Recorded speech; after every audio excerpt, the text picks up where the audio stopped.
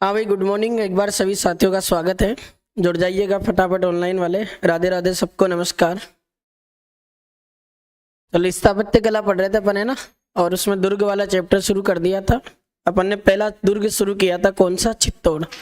अब चित्तौड़गढ़ दुर्ग के क्या क्या सवाल बनते हैं, उसमें से आधे तो अपन ने पढ़ ही लिए। चित्तौड़ राजस्थान में क्षेत्रफल की दृष्टि से सबसे बड़ा दुर्ग है। सर्वाधिक शाखाओं वाला दुर्ग भी माना जाता। और ये गंभीरी और बेड़च दो नदियों के तट पर बना हुआ। कौन से पठार पे है?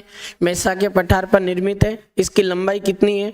8 किलोमीटर, चौड़ाई 2 किलोमीटर और क्षेत्रफल 305 हेक्टेयर। फिर हमने देखा कि चित्तौड़ को राजस्थान का गौरव कहते हैं। अलाउद्दीन खिलजी ने इसका 1303 में नाम बदलकर खिजराबाद रखा था। चित्तौड़ को बनाया 7वीं शताब्दी में किसने? चित्रांगद मौर्य ने। तब इसका नाम क्या था? चित्रकूट दुर्ग था। फिर हमने देखा इसमें बहुत सारे हिंदू देवी देवताओं के मंदिर है, इसलिए इसको हिंदू देवी देवताओं का अजायब घर भी कहा जाता है। चित्तौड़गढ़ दुर्ग की बात करें तो ये मालवा की कुंजी है और दक्षिणी सीमा का प्रहरी भी कहलाता है। ये सारे पॉइंट अपन ने पढ़े। वीरों का तीर्थ है, दुर्गों में सबसे बड़ा दुर्ग है, इसलिए दुर्गाधिराज भी कहते हैं इसको। त्याग, तप और बलिदान का प्रतीक माना जाता है चित्तौड़गढ़ दुर्ग। फिर हमने पढ़ा कि इस चित्तौड़गढ़ दुर्ग में और भी पॉइंट पढ़े थे अपन ने। इसमें 7 दरवाजे हैं। पहला दरवाजा पाडनपोल दरवाजा, जिस पर किसका स्मारक बना हुआ? रावत बाघ सिंह का स्मारक बना हुआ, जो देवलिया प्रतापगढ़ का सामंत था, जिसने चित्तौड़ के दूसरे साके में केसरिया किया था। फिर हमने पढ़ा कि दूसरे और तीसरे दरवाजे का नाम भैरव पोल और हनुमान पोल था। दोनों दरवाजों के बीच में 2 छतरियां हैं। 4 खंभों की छतरी कल्लाजी राठौड़ की और जयमल राठौड़ की 6 खंभों की छतरी बनी हुई है। फिर हमने इसके बाद पढ़ा कि चित्तौड़गढ़ दुर्ग का जो 7वां दरवाजा है रामपोल दरवाजा, वो चित्तौड़गढ़ दुर्ग का मेन दरवाजा माना जाता, जिस पर फत्ता सिसोदिया का स्मारक बना हुआ, जो आमेट राजसमंद का एक ठिकानेदार था। फिर हमने इसके बाद पढ़ा, इसके मंदिर वगैरह पढ़े। फिर मैंने दर्शनीय स्थल आपको पढ़ाना शुरू कर दिए थे। दर्शनीय स्थल में भी अपन ने कुछ पॉइंट तो लिख दिए थे, जैसे कुंभा के महल है, इसमें जयमल की हवेली है, बामाशाह की हवेली है, फत्ता की हवेली है, आला काबरा की हवेली इसमें है चित्तौड़गढ़ दुर्ग में। फिर हमने पढ़ा था इसमें कंवरपदा के महल है, जो राणा सांगा ने अपनी पुत्र वधू मीरा के लिए बनवाए थे। अपन ने इसमें और भी पढ़ा था कि चित्तौड़गढ़ जो दुर्ग है, इसमें मीरा के गुरु संत रैदास की 4 खंभों की क्या बनी हुई है? छतरी बनी हुई है। ये अपन ने सारे पॉइंट तो पढ़ लिए थे। अब देखो इसके दर्शनीय स्थल में आगे और बढ़ते हैं और क्या क्या सवाल और बन सकते हैं, एक बार उनको भी डिस्कस करते हैं। चलो, ये आपकी चल रही थी स्थापत्य कला। इसमें पहला दुर्ग अपन पढ़ रहे थे चित्तौड़। चलो भाई देखते हैं। यहाँ से चित्तौड़गढ़ दुर्ग में कुछ प्रमुख दर्शनीय स्थलों की बात हम कर रहे थे, और बचे हुए दर्शनीय स्थल और देख लेते हैं। चलो देखो, एक तो इसमें चित्तौड़गढ़ दुर्ग में आपके गोरा बादल के महल और बने हुए हैं। किसके महल बने हैं? गोरा बादल। जानते हो क्या गोरा बादल कौन थे?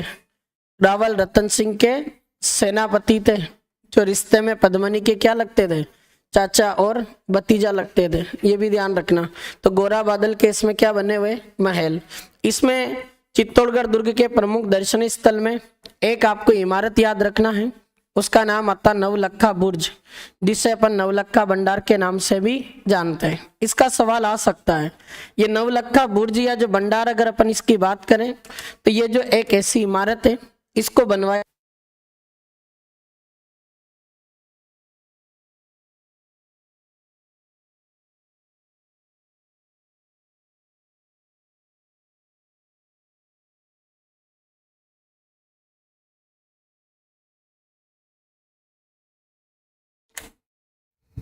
चलो देखो, अपन ये पढ़ रहे थे कि चित्तौड़गढ़ जो दुर्ग है, इसमें नवलखा बुर्ज या नवलखा जो भंडार है, इसका निर्माण कौन करवाता है? बनवीर।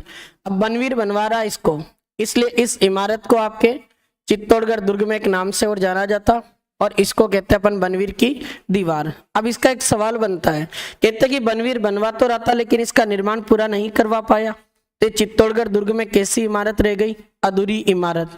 तो चित्तौड़गढ़ दुर्ग में एकमात्र ये अधूरी इमारत है, जिसको बनवीर ने बनवाया था, जिसे बनवीर की दीवार कहते हैं, और इसे आपके नवलखा बुर्ज या भंडार के नाम से जाना जाता है। और गोरा बादल के महल भी कौन से दुर्ग में है? चित्तौड़ में। अब देखो इसके बाद चित्तौड़गढ़ दुर्ग में कौन से दर्शनीय स्थल है?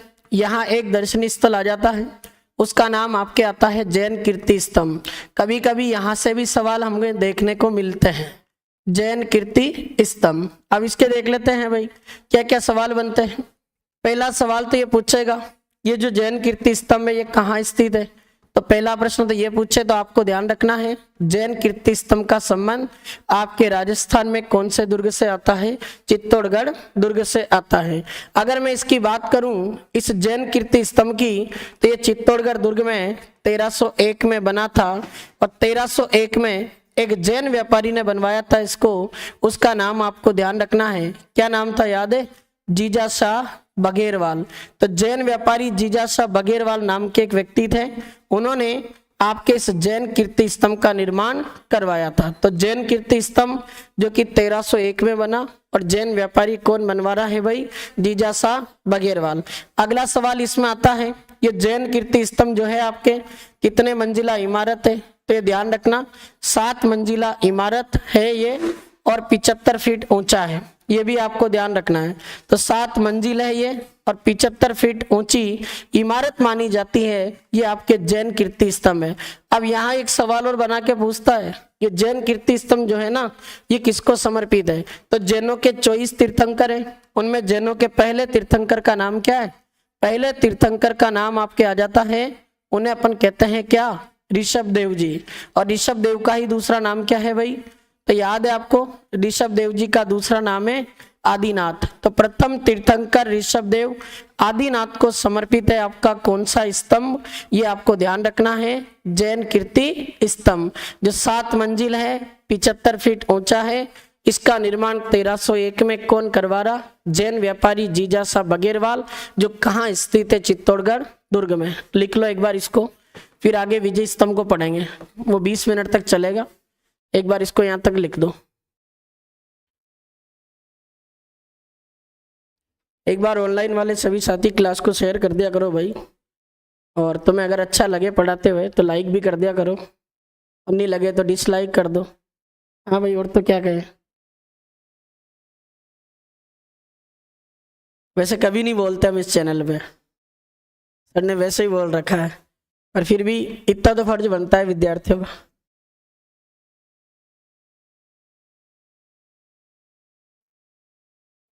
जैन कीर्ति स्तंभ, विजय स्तंभ अलग है और ये अलग है, दोनों ध्यान रखना। अभी पढ़ेंगे विजय स्तंभ को।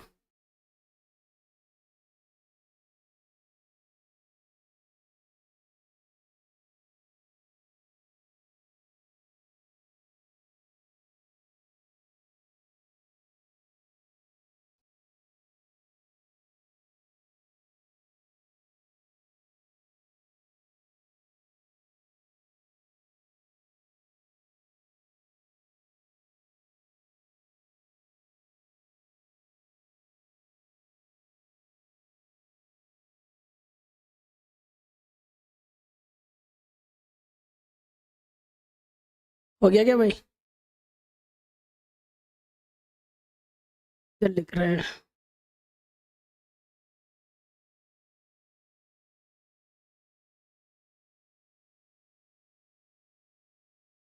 एक बार तो नोट्स बनाने ही पड़ते हैं, जरूरी है, नहीं तो फिर रिवीजन किसका करते हैं। और वैसे किताब में भी बहुत कुछ है, पर फिर भी कुछ पॉइंट ऐसे होते जो साथ साथ ऐड कर लिया करो, जो किताब में ऐड हो जाए उनको वहीं ऐड कर लो। खैर वो तो कोई बात नहीं, पर अपन को पढ़ना तो सारी चीजें कवर करना है, तो एक माध्यम है अपना। अपनी क्या आदत ऐसी पड़ी हुई है, अपन को नोट्स पढ़ने में अच्छा लगता है, अपन कभी किताबें पढ़े ही नहीं, पढ़ते तो कोचिंग ही नहीं करते।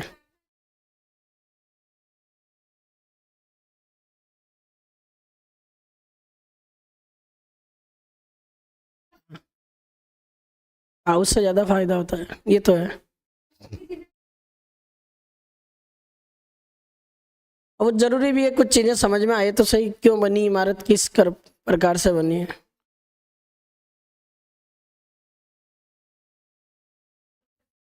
वो तो दोनों सब्जेक्ट जुड़े हुए हैं। हो गया भाई, चलो अब देखो, अब इसको पढ़ते हैं। यहाँ से आपकी परीक्षा में एक सवाल आपको देखने को मिल सकता है, और एक नहीं मैं कह रहा हूँ, कई ऐसी परीक्षाएं राजस्थान जीके वाली जिनमें यह सवाल आया, कौन सी इमारत है, विजय स्तंभ। जिसको अपन विक्ट्री टावर के नाम से जानते हैं, विक्ट्री टावर। अब ध्यान दो, इस विजय स्तंभ विक्ट्री टावर की बात करें तो ये जो इमारत है ये आपके राजस्थान के चित्तौड़गढ़ दुर्ग में बनी हुई।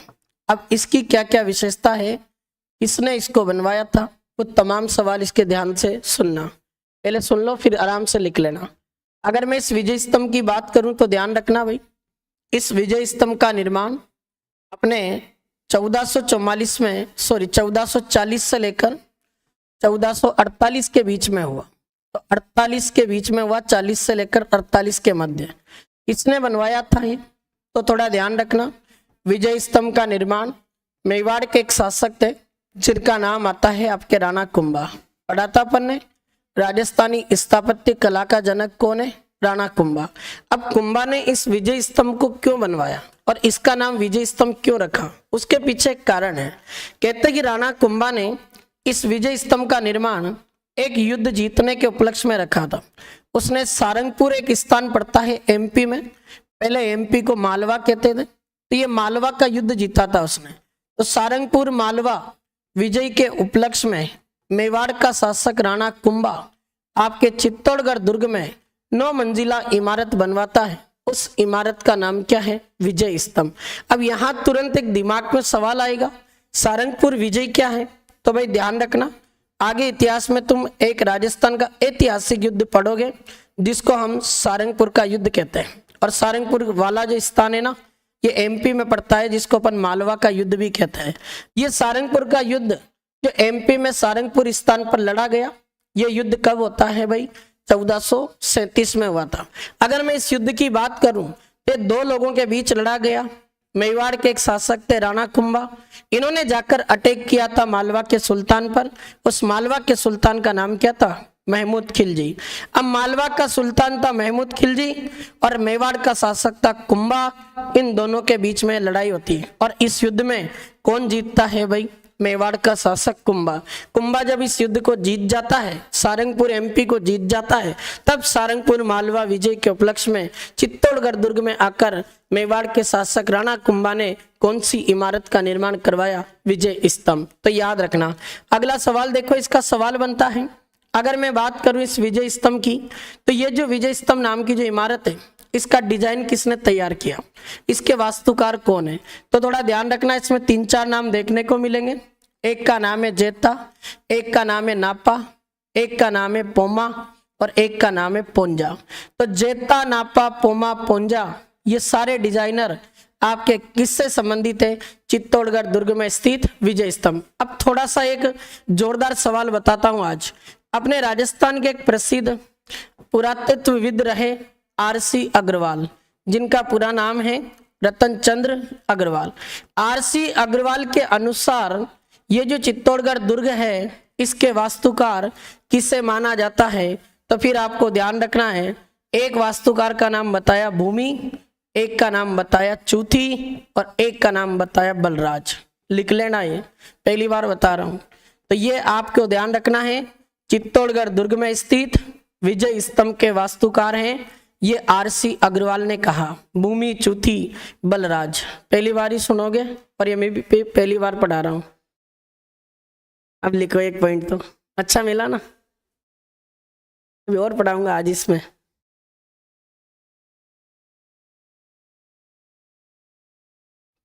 आप हर चीज नहीं पढ़ोगे और पढ़ना पड़ता है, जरूरी है चीजें,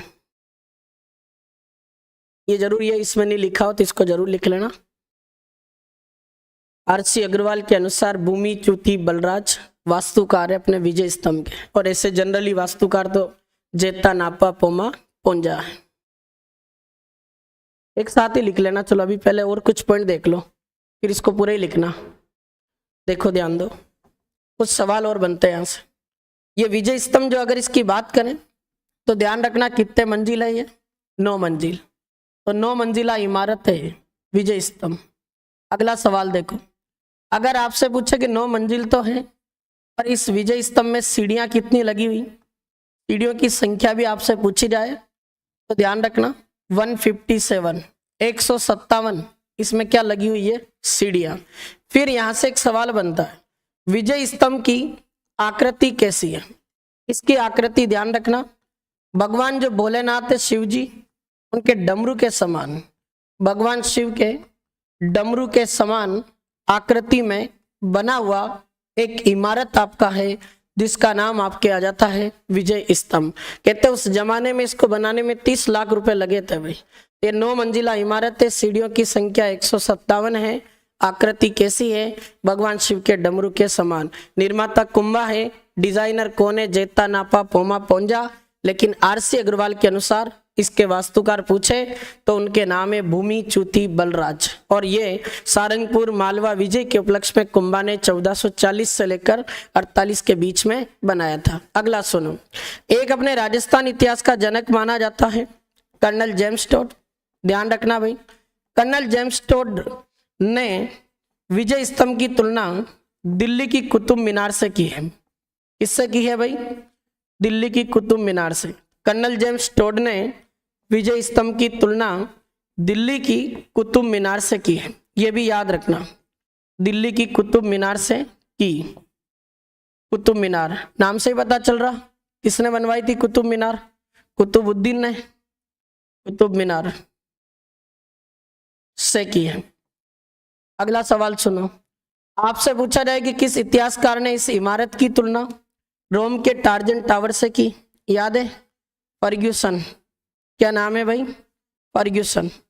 फर्ग्यूसन ने विजय स्तंभ की तुलना आपके रोम एक शहर का नाम है जो इटली में पड़ता है, वहां टार्जन टावर बना हुआ। विजय स्तंभ की तुलना रोम के टार्जन टावर से की। बहुत अच्छा सवाल। रोम के टार्जन टावर से की है, यह भी याद रखना, टार्जन टावर से की है। बहुत अच्छा सवाल है, याद रखना। और देखो क्या क्या सवाल और बनते हैं, यहां से कुछ सवाल ये बनते हैं, विजय स्तंभ आपके किस किस का प्रतीक चिन्ह है? तो ये आपको ध्यान रखना पड़ेगा। विजय स्तंभ का संबंध कौन कौन से इनसे आता है, जिन्होंने विजय स्तंभ को क्या बना रखा अपना प्रतीक चिन्ह। देखो राजस्थान पुलिस की ड्रेस देखी आप सबने, राइट साइड के कंधे पर एक चिन्ह बना होता है विजय स्तंभ का, तो ये उसका भी तो प्रतीक चिन्ह है। विजय स्तंभ एक तो आपके राजस्थान में, राजस्थान पुलिस का क्या है भाई? प्रतीक चिन्ह। बहुत अच्छा सवाल है। अगला सवाल देखो, आपन जब 9th 10th 11th 12th की अधीन ये आरबीएससी की बुक पढ़ते हैं, उन पर भी आपने देखा हो तुमने, उस पर भी किसका चिन्ह बना होता है? अपने विजय स्तंभ का, जिसको अपन कहते हैं भाई राजस्थान माध्यमिक शिक्षा बोर्ड अजमेर।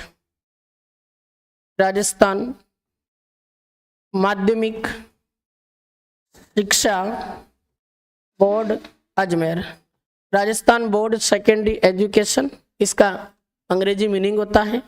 ये आपका अजमेर है। इसका जो आपके प्रतीक चिन्ह है वो भी किसको बना रखा है भाई? विजय स्तंभ को। तीसरा देखो, विजय स्तंभ आपके राजस्थान सरकार का एक डिपार्टमेंट है, उसका नाम आता है राजस्थान वन विभाग। इस राजस्थान वन विभाग का प्रतीक चिन्ह भी आपके कौन है? विजय स्तंभ। और चौथा सवाल, यहां से विजय स्तंभ आपके अभिनव भारत नाम का एक संगठन था जो भारत में एक व्यक्ति ने बनाया था। याद है किसी को? इसने बनाया था अभिनव भारत जो संगठन है ना, ये एक व्यक्ति का है, विनायक दामोदर सावरकर, जिसको शॉर्ट में अपन क्या कहते हैं? वीडी सावरकर। तो वीडी सावरकर द्वारा यह निर्मित एक संगठन था अभिनव भारत संगठन, जिसका प्रतीक चिन्ह भी आपके कौन सी इमारत को बनाया गया था? विजय स्तंभ। तो Rajasthan police, Rajasthan Madhyamik Shiksha board Ajmer, Rajasthan forest department, Abhinav Bharat Sangathan, VD Savarkar द्वारा निर्मित, इन चारों का प्रतीक चिन्ह किसको बना रखा है? विजय स्तंभ को। अगला सवाल सुनो, बहुत शानदार क्वेश्चन। अगला एक सवाल कई बार पूछा गया, विजय स्तंभ राजस्थान की पहली ऐसी इमारत है जिस पर 15 अगस्त 1949 को भारत सरकार के डाक विभाग द्वारा 1 रुपए का क्या जारी किया गया था? डाक टिकट। याद रख लेना। तो आपसे सवाल बना के पूछे, विजय स्तंभ पर 1 रुपए का डाक टिकट जारी हुआ था, ये 1 रुपए का डाक टिकट कब जारी हुआ था? ये भी आपको ध्यान रखना है। ये आपके 15 अगस्त 1949 को हुआ, और ये राजस्थान की फर्स्ट इमारत है जिस पर डाक टिकट जारी हुआ? फर्स्ट इमारत है। ठीक है भाई, ये विजय स्तंभ के कुछ जनरल सवाल जो आपके सामने पूरे होते हैं। अब इसकी रही बात मंजिलों की, तो मैं उसको एक डायग्राम के रूप में बताऊंगा, सारे पॉइंट को एक बार यहाँ तक रिपीट कर दूं। देखो ध्यान से, विजय स्तंभ विक्ट्री टावर कहाँ स्थित है? चित्तौड़गढ़ दुर्ग में। कब बना? 1440 से 48 के बीच में बना। किसने बनवाया? मेवाड़ शासक राणा कुंभा ने। क्यों बनवाया था? सारंगपुर मालवा विजय के उपलक्ष्य में। सारंगपुर का युद्ध एमपी में लड़ा गया कब? 1437 में। किस किस के बीच में? राणा कुंभा वर्सेज महमूद खिलजी। कुंभा ने किसको हराया? महमूद खिलजी को, जो मालवा का सुल्तान था। इसी मालवा विजय के उपलक्ष्य में कुंभा ने चित्तौड़गढ़ दुर्ग में स्थित 9 मंजिला इमारत बनवाई, उसका नाम आता विजय स्तंभ, जिसमें 9 मंजिल है। सीढ़ियों की संख्या 157 है, जिसकी आकृति कैसी है? भगवान शिव के डमरू के समान। और इसके डिजाइनर कौन है? जैता नापा पोमा पोंजा। आरसी अग्रवाल के अनुसार इसके वास्तुकार भूमि चूथी और बलराज को माना गया। कर्नल जेम्स टोड विजय स्तंभ की तुलना किससे करता है? दिल्ली की कुतुब मीनार से। और फर्ग्यूसन ने इसकी तुलना किससे की है? रोम इटली के टार्जन टावर से की। फिर हमने पढ़ा विजय स्तंभ राजस्थान की पहली इमारत है, जिस पर 15 अगस्त 1949 को 1 रुपए का डाक टिकट जारी हुआ। ये 4 चीजों का प्रतीक चिन्ह है। बोलो किस किस का? राजस्थान पुलिस, RBSC अजमेर, जिसको हिंदी में क्या कहते हैं? राजस्थान माध्यमिक शिक्षा बोर्ड अजमेर, इसका भी प्रतीक चिन्ह है। और राजस्थान वन विभाग का प्रतीक चिन्ह भी कौन है? विजय स्तंभ। और VD सावरकर द्वारा निर्मित संगठन कौन सा है? अभिनव भारत संगठन, उसका प्रतीक चिन्ह भी किसको बना रखा? विजय स्तंभ को। अब इसकी हम पढ़ते हैं मंजिलें, वो और देख लो। मैं इसको एक डायग्राम के रूप में बनाता हूं पूरा। 9 की 9 मंजिलें।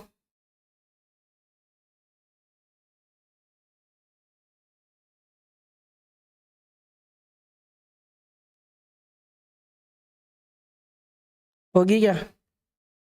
ज्यादा होगी? 2,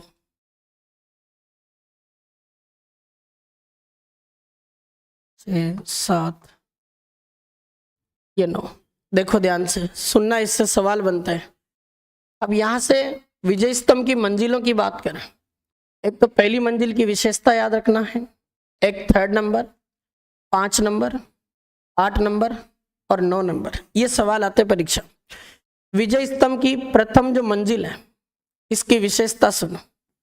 इस प्रथम मंजिल पर एक भगवान विष्णु का मंदिर बना हो। इसका मंदिर बना हुआ? भगवान विष्णु का। अब आपसे कोई सवाल बना के पूछे विजय स्तंभ इमारत किसको समर्पित है, तो क्या आंसर दोगे? विष्णु को। याद रख लेना, क्योंकि इसकी पहली मंजिल पर भगवान विष्णु का मंदिर बना हुआ है, इसलिए विजय स्तंभ जो इमारत है ये अपने भगवान विष्णु को समर्पित है। ये पहला सवाल कंप्लीट हुआ, कई बार जनरली परीक्षा में आया हुआ। दूसरा सवाल देखो, इस विजय स्तंभ की 3rd नंबर जो मंजिल है, इस पर ध्यान रखना 9 बार अरबी भाषा में। कौन सी भाषा में? अरबी भाषा में। विजय स्तंभ की तीसरी मंजिल पर 9 बार अरबी भाषा में अल्लाह शब्द लिखा हुआ। कौन सा शब्द लिखा हुआ? अल्लाह शब्द। अब एक सवाल मैं आपसे पूछूंगा, ये अल्लाह शब्द जो लिखा हुआ है ना, ये क्या खुद कुंभा ने लिखवाया था या फिर किसी बाद में मुस्लिम शासक ने लिखवाया? बता सकते हो क्यों लिखवाया? कारण होना चाहिए, मैं तो कारण बताऊंगा तुम्हें। पढ़ ली क्लास फिर तो, है ना? चलो देखो, राणा कुंभा ने 30 लाख रुपए खर्च करके इस बड़ी इमारत को बनाया। ऐसी इमारत जिसमें लाखों की संख्या में हिंदू देवी देवताओं की मूर्तियां बनी हुई है। राणा कुंभा ने सोचा कि आज तो मैं इस रियासत का पावरफुल शासक हूँ, क्या पता मेरे बाद में कोई ऐसे शासक बन जाए जो कमजोर पड़ जाए और इस पर किसी मुस्लिम आक्रमणकारी का शासन हो जाए, तो वो सबसे पहले आकर चित्तौड़गढ़ दुर्ग की इसी इमारत को तोड़ेगा। क्योंकि मुस्लिम कभी भी ये नहीं चाहता कि किसी इमारत को वो जीत ले और उसके अंदर हिंदू देवी देवताओं की क्या रहे, मूर्तियां, तो इसको तोड़ देगा। कुंभा की ये दूरदर्शी सोच थी, उसने दूर के बारे में सोचा कि आज तो अपन डोन है इसके, लेकिन क्या पता अपने बाद में बेलखने शासक बन जाए जो चित्तौड़ को किसी दूसरे के हाथ में सौंप जाए, तो इसको आके तोड़ देंगे। इसलिए हमारे पुरखों की शान हमेशा बची रहनी चाहिए। आने वाले लोग याद तो करें कि कुंभा ने ऐसी इमारत बनाई थी, फिर दुर्गेश्वर किसको पढ़ाएंगे चित्तौड़ में, ये भी तो दिक्कत है ना। तो कुंभा ने ये सब बातें सोची थी। तो ये राणा कुंभा की दूरदर्शी सोच थी, जो उन्होंने इसकी तीसरी मंजिल पर 9 बार अरबी भाषा में क्या लिखवाया, अल्लाह शब्द बड़े बड़े शब्दों में लिखा हुआ। आज भी तुम जाके देखना, इसमें तीसरी मंजिल पर यह है। अब कोई मुस्लिम शासक ने इसको कई बार जीता भी, लेकिन कभी भी उन्होंने इसको तोड़ा नहीं, क्योंकि जब एक मुस्लिम अगर सच्चा मुस्लिम है तो अल्लाह लिखा हुआ शब्द किसी इमारत पर लिखा है तो वो कभी भी उस इमारत को नुकसान नहीं पहुंचाएगा। तो इस इमारत को कभी नहीं तोड़ा गया। जबकि तुम देख लो चित्तौड़ के कई ऐसे मंदिर है जिनको मुगलों ने नष्ट कर दिया, लेकिन एकमात्र इमारत बची, वो कौन है, विजय स्तंभ। उसके पीछे कारण है। तो राणा कुंभा की दूरदर्शी सोच थी, जिसने 9 बार अरबी भाषा में विजय स्तंभ की 3rd नंबर की फ्लोर पर क्या लिखवाया था, अल्लाह शब्द लिखवाया था। ध्यान रखना। अगला सवाल, इसकी 5th नंबर की मंजिल देखो, 5वीं मंजिल। 5वीं मंजिल पर विजय स्तंभ की 5वीं मंजिल पर वास्तुकारों के नाम लिखे हैं और इनकी मूर्तियां लगी हुई है। वास्तुकारों के नाम व मूर्तियां अंकित है। तो डिजाइनर भी पीछे नहीं रहे, इनको भी पता था कि कोई इसको तोड़ेगा तो नहीं, अपने नाम तो लिख के चलो इस पे कम से कम, और फोटो और बनवाओ अपने मूर्तियां। तो ये ध्यान रखना। 5वीं मंजिल। 8वीं मंजिल की देखो, इसकी 9 में से एकमात्र ऐसी मंजिल है ये 8वें नंबर की जिस पर एक भी मूर्ति नहीं है। ये ध्यान रखना, एक पर्टिकुलर विशेषता है, एकमात्र मंजिल जिस पर कोई भी मूर्ति नहीं है। वो मंजिल कौन सी है आपके, तो वो 8वें नंबर की है। अब देखना सवाल कहां से पूछेगा, तो एक सवाल आपके 9वें नंबर की मंजिल से बनेगा। 9वें नंबर की मंजिल पर राणा कुंभा की प्रशंसा में एक अभिलेख लिखा हुआ, उसका नाम क्या है, कीर्ति स्तंभ प्रशस्ति। और ये कीर्ति स्तंभ जो प्रशस्ति है 2 बाप बेटों ने लिखी थी, एक का नाम था अत्रि और एक का नाम क्या था, महेश। ये कीर्ति स्तंभ जो है ना, ये प्रशस्ति अभिलेख लगा हुआ अत्रि और महेश ने लिखा। ये मेवाड़ी भाषा में लिखा हुआ है, मेवाड़ी बोली में, मैंने पढ़ाया था, तुम्हें ध्यान हो तो। कीर्ति स्तंभ प्रशस्ति इस पर लगी हुई है 9वें नंबर की मंजिल पर। इसका एक सवाल और बनता है, कहते कि 9वें नंबर की मंजिल पर एक समय आकाशीय बिजली गिर गई थी। आकाश से जो चमकने वाली बिजली है ना, वो गिर गई। अब ये आकाशीय बिजली गिर गई तो 9वें नंबर की जो मंजिल है इसकी, वो थोड़ी मात्रा में टूट गई थी और वो क्या हो गई थी भाई, क्षतिग्रस्त। अब क्षतिग्रस्त हो गई तो बाद में इस 9वें नंबर की मंजिल को क्षतिग्रस्त होने के बाद में इसका पुनर्निर्माण करवा रहा है कौन, ये आपको ध्यान रखना। मेवाड़ में 1857 की क्रांति के समय एक शासक बना था, उसका नाम क्या था, महाराणा स्वरूप सिंह। उस महाराणा स्वरूप सिंह ने इस 9वें मंजिल के टूटे हुए भाग का पुनर्निर्माण करवाया था। ये आपका कौन सा इमारत हो गई, विजय स्तंभ। अभी इसका 80% पार्ट पूरा हुआ, 20% कहानी और बाकी इसके नाम और बाकी है। क्या क्या इसके नाम है देख लेते हैं एक बार। कुछ नाम तो इन मंजिलों से निकाल देंगे अपन, पहले यहां से निकालें। उपनाम देखो, ये विजय स्तंभ की पहली मंजिल पर विष्णु भगवान का मंदिर है, तो विष्णु को समर्पित है, इसलिए इसको क्या कहते हैं भाई, विष्णु ध्वज कहते हैं। भगवान विष्णु का ध्वज लगा हुआ है, तो विष्णु ध्वज भी आपके पूछे ये कौन सी इमारत को कहा गया, ये अपने विजय स्तंभ को। दूसरा देखो, भगवान विष्णु को इस पर गरुड़ पर सवार बताया, इसलिए इसको क्या कहते हैं भाई, गरुड़ ध्वज कहते हैं। अब ये जो विष्णु ध्वज है ना, ये एक अंग्रेज व्यक्ति है, इतिहासकार, उसने कहा, उसका नाम आता आपके डॉक्टर उपेंद्र नाथ डे। आपसे सवाल बना के पूछ लेगा, विजय स्तंभ को विष्णु ध्वज किस साहित्यकार इतिहासकार के द्वारा कहा गया, उपेंद्र नाथ डे के द्वारा। अब यहां देखो तुम, इस विजय स्तंभ की 9वें नंबर की मंजिल पर क्या लिखी हुई है भाई, कीर्ति स्तंभ प्रशस्ति। इसलिए इस विजय स्तंभ को आपके एक नाम से जाना जाता और इसका नाम क्या है, कीर्ति स्तंभ। अब थोड़ा कंफ्यूज करेगा, अगर जैन कीर्ति स्तंभ पूछे तो वो 7 मंजिल है, और चित्तौड़ का कीर्ति स्तंभ पूछे तो 9 मंजिल है, क्योंकि कीर्ति स्तंभ विजय स्तंभ का ही दूसरा नाम है। उसके पीछे कारण है 9वें नंबर की मंजिल पर कीर्ति स्तंभ प्रशस्ति लिखी हुई, जिसके लेखक कौन है, अत्रि और महेश। ये 3 नाम हो गए। अब इसकी 8वीं मंजिल को छोड़कर सभी मंजिलों पर हिंदू देवी देवताओं की मूर्तियां लगी हुई, इसलिए विजय स्तंभ को आपके हिंदू देवी देवताओं का अजायब घर भी कहते हैं। क्या कहते हैं भाई इसको, हिंदू देवी देवताओं का अजायब घर। अजायब घर का मतलब क्या होता, खजाना, ये तो हिंदू देवी देवताओं का खजाना है भाई, ये भी आपको ध्यान रखना। विजय स्तंभ के 4 नाम हो गए। अगला देखो, इस विजय स्तंभ को आपके एक नाम से और जाना जाता और संगीत की भव्य चित्रशाला बताया इसको। विजय स्तंभ को संगीत की भव्य चित्रशाला कहा। यह नाम किसने दिया? तो राजस्थान के एक फेमस अपने इतिहासकार हैं, उनका नाम आता आपके डॉक्टर सीमा राठौड़, उन्होंने नाम दिया था, याद रखना। इसके अलावा विजय स्तंभ की अगर मैं बात करूं तो गोपीनाथ शर्मा एक राजस्थान के बहुत बड़े इतिहासकार हुए, उन्होंने इस विजय स्तंभ को एक नाम दिया और इन्होंने इसको लोक जीवन का क्या बताया? रंगमंच। तो आपसे सवाल बना के पूछ ले, गोपीनाथ शर्मा के अनुसार चित्तौड़गढ़ दुर्ग की कौन सी इमारत लोक जीवन का रंगमंच है? वो है आपका विजय स्तंभ। 7वां इसका नाम देखो भाई, 7वां इसका नाम आता है विजय स्तंभ को एक नाम से और जाना जाता और इसे कहते हैं पौराणिक देवताओं का अमूल्य कोष।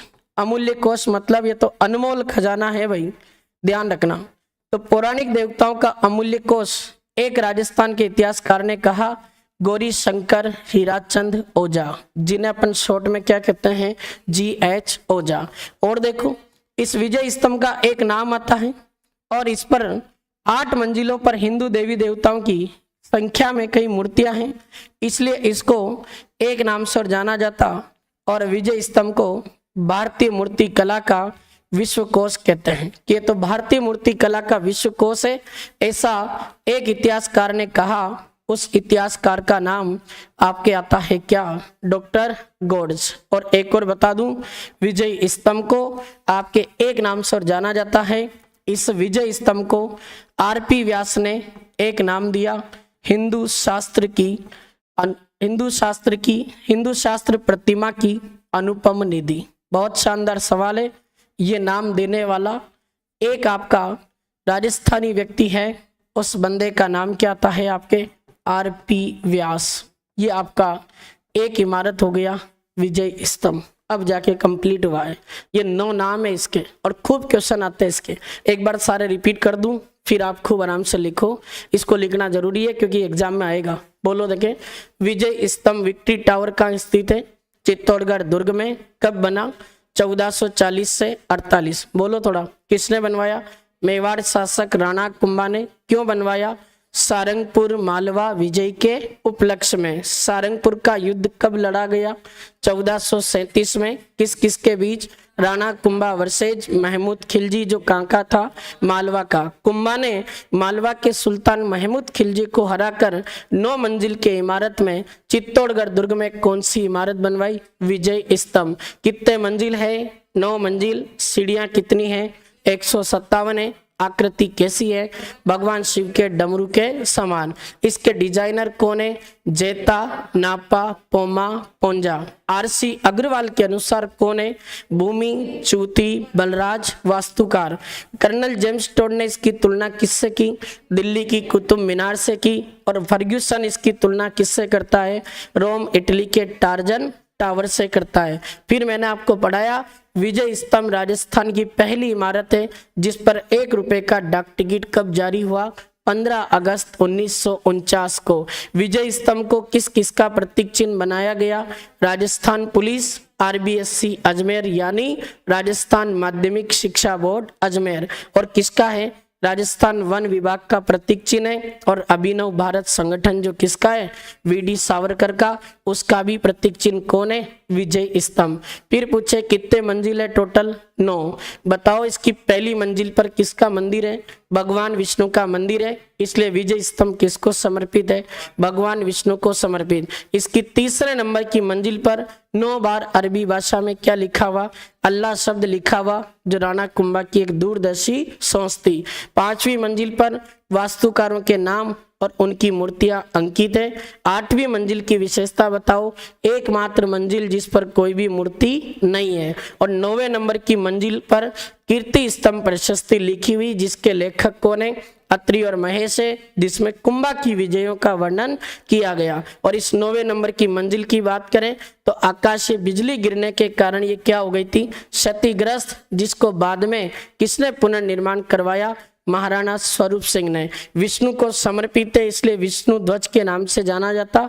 और विष्णु ध्वज नाम किसने दिया? डॉक्टर उपेंद्र नाथ डे ने। विष्णु जी की सवारी कौन होता है? गरुड़, इसलिए इसका नाम क्या हो गया? गरुड़ ध्वज। कीर्ति स्तंभ प्रशस्ति, इसलिए नाम क्या हो गया? कीर्ति स्तंभ। खूब सारी मूर्तियां हैं इसलिए नाम हो गया हिंदू देवी देवताओं का अजायब घर। अब कुछ लोगों ने इसके नाम दिए। डॉक्टर सीमा राठौर ने इसको क्या कहा? संगीत की भव्य चित्रशाला। गोपीनाथ शर्मा ने लोक जीवन का रंगमंच बताया। GH ओझा ने पौराणिक देवताओं का अमूल्य कोश बताया। डॉक्टर गोर्ज ने भारतीय मूर्ति कला का विश्वकोश कहा। और RP व्यास ने क्या कहा? हिंदू शास्त्र प्रतिमा की अनुपम निधि। लिखो, अगली बार पढ़ोगे और अलग पढ़ाऊंगा, 2-3 पॉइंट रख रहा हूं।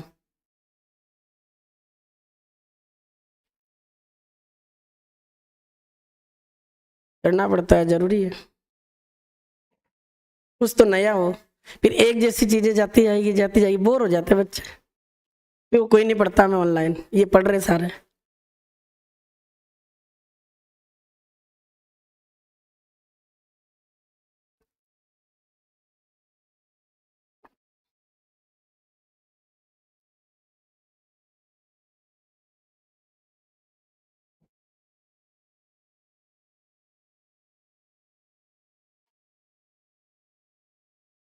ऑनलाइन वाले तो बस बैठे रहते हैं, नेक्स्ट सर नेक्स्ट सर। और भी इंसान बैठे हैं यहाँ।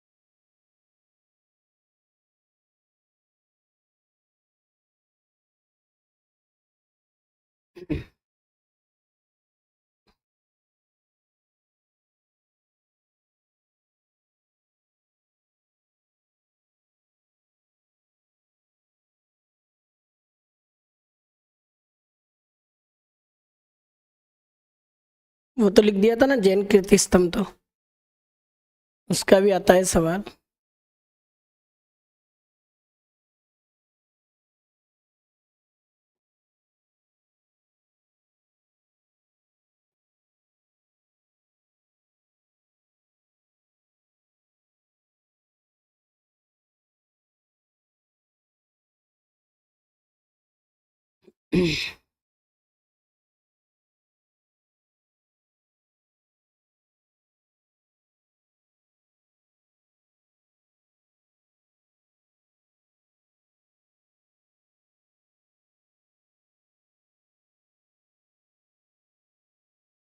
हो गया, चलो नेक्स्ट ये लिख दो, प्रतीक चिन्ह और डाक टिकट।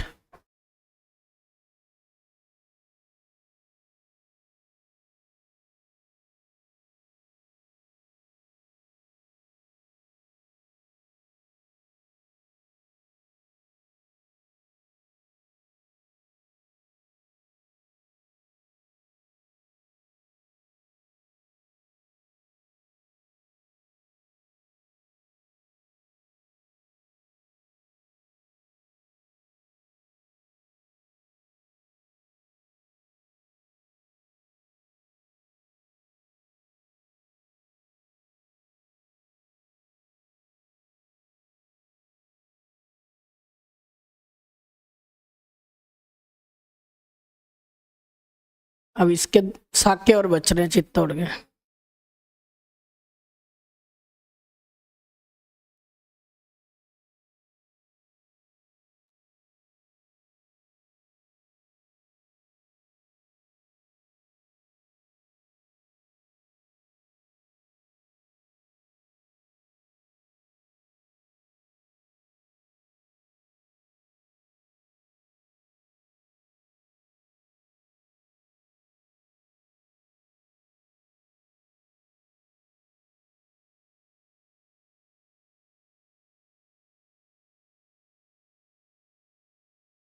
हो गया।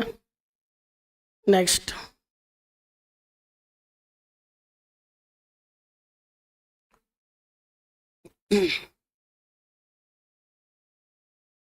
इन 9 में से ये 4-5 सवाल जो हैं ये काफ़ी बार आए हुए हैं, थोड़ा ध्यान रखना इनका, और यहाँ से क्वेश्चन आ सकता है वापस।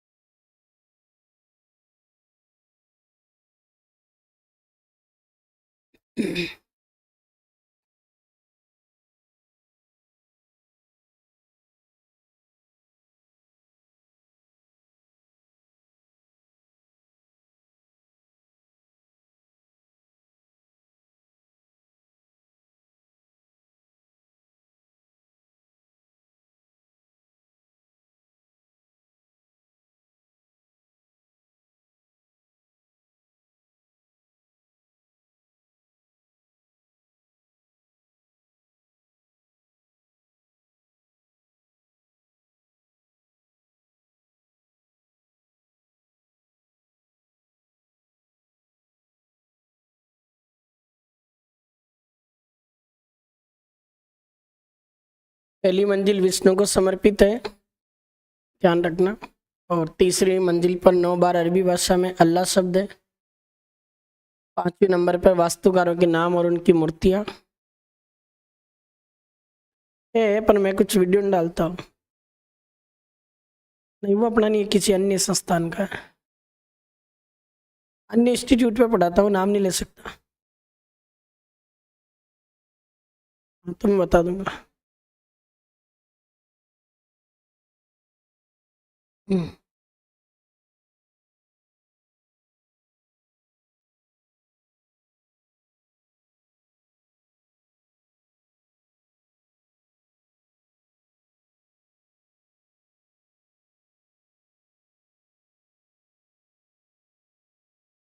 अगले साल एक वीडियो बढ़ती और वापस आएगी। और ये पंचायतों का गठन हो गया ना 3500, वो वीडियो की भर्ती डेफिनेटली अगले साल वापस आएगी, जैसे सरपंच के चुनाव हो जाए उसके बाद।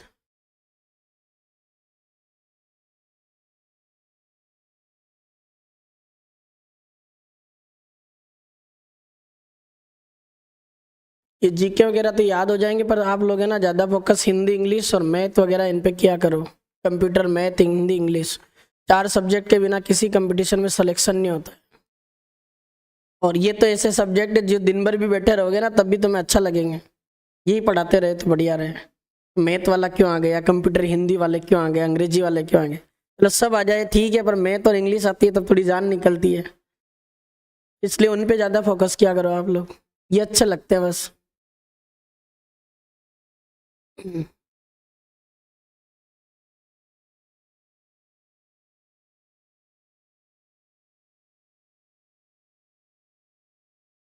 हो गया। नेक्स्ट, ये और लिख दो इसके उपनाम, यहाँ से क्वेश्चन बन सकता है।